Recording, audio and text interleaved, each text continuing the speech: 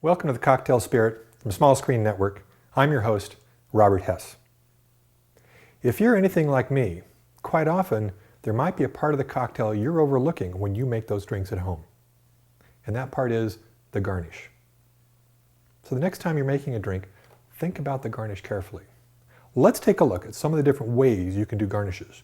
Now, you've already seen me several times do the simple garnish of using a channel knife like this one, taking a lemon and over top of the drink,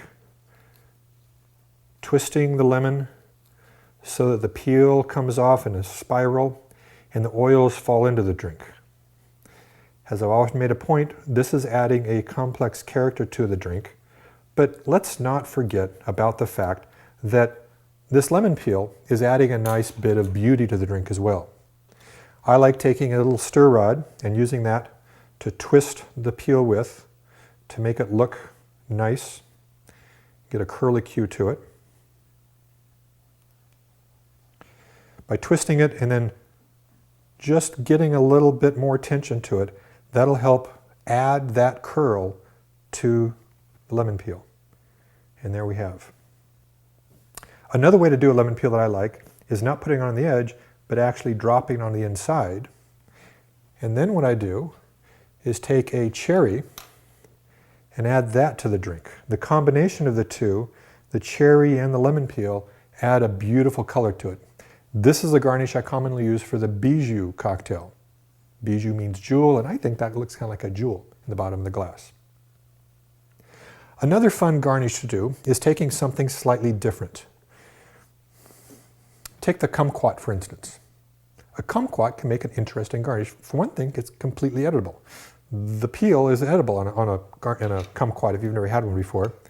I take the kumquat and cut at a slight bias along the edge like that. Then when I make a drink, I'll just add this to the side like that, and it makes an interesting garnish sitting there. Another fun thing to do is taking a lime, standard lime like this. Take your channel knife. This particular one has a zester attachment to the top of it here. This is a channel knife we got from kegworks.com. You can now take your lime and using the zester, zest some marks along the top of it like this. Then zest down. And imagine you're doing that all the way around. I won't take the time to do all that. Then when you cut the lime into wedges,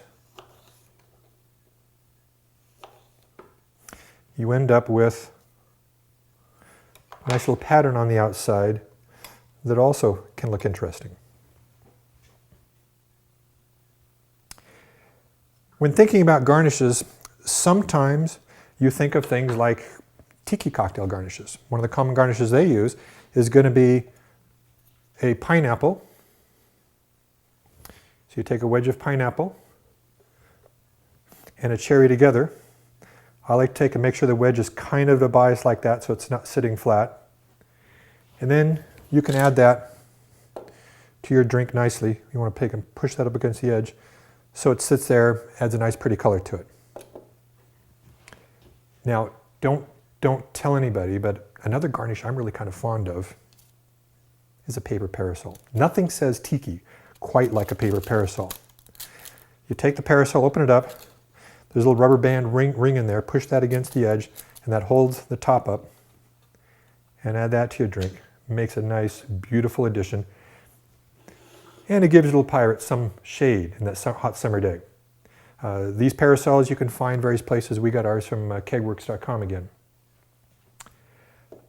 Another thing I like to point out to people when thinking about garnishes is taking something that they might not have previously thought of using as a garnish. Maybe something that wasn't quite big enough to use in cooking a meal with or something like that, but there's plenty for a garnish. Garnishes can be quite small. The other day, I was in a shopping market and I saw for sale some smoked salmon, raw smoked salmon.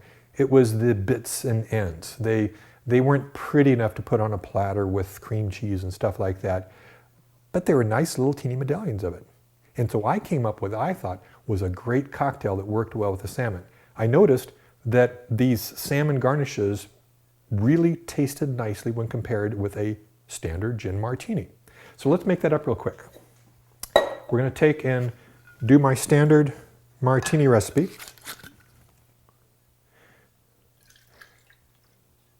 I'm going to use about a 3-to-1 ratio here. So I'm doing 2 ounces of gin.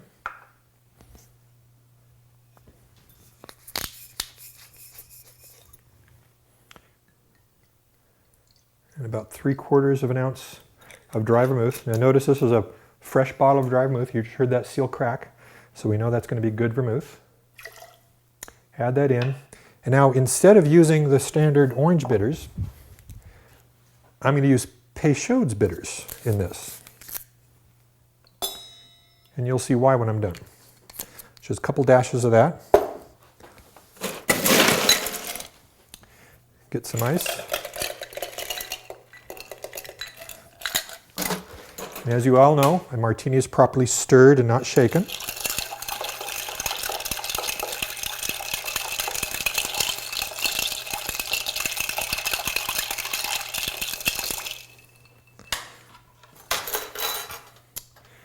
Now we're going to take and strain this into our cocktail glass.